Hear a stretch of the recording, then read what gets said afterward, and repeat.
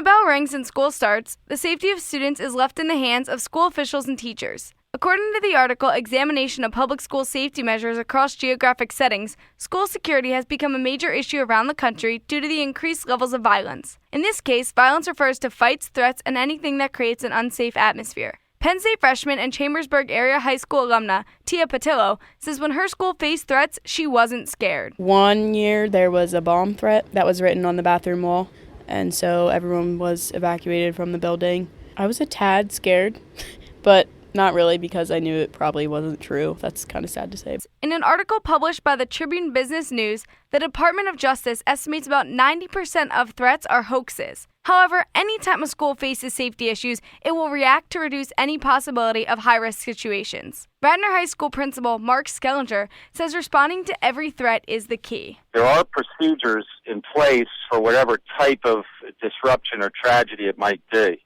In fact, Skellinger went on to list how the school deals with certain situations. We have a crisis team that will meet. God forbid, there's a student death, which unfortunately we've had. It depends on the situation as to who would meet. If it's a true threat, it involves a meeting with law enforcement. If it's something to do with mental health, there might be other outside agencies. Skellinger also talked about how his school is constantly looking to improve security and hopes to have students swipe their IDs in the future. We always have to keep looking at it. I'd like to see us have the ID cards to really swipe into almost everything, like when you go in the library. And that's as much to account where people are as to, keep someone with ill intent out. A local school, State College Area High School, already makes students swipe in and out of buildings. However, one parent in the district, Melissa Wandrisco, feels the process is still somewhat unsafe. It can be a little tricky because they have two buildings and they have to walk between the buildings.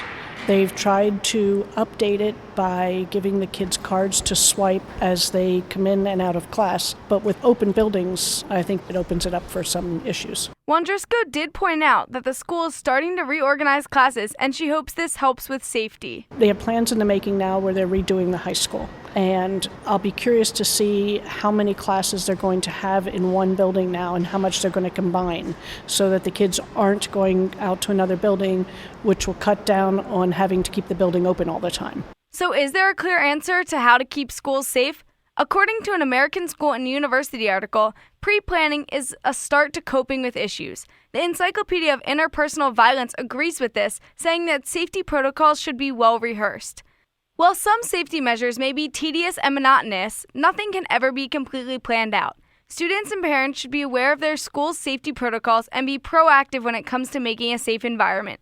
For Com Radio, I'm Madeline Shutt.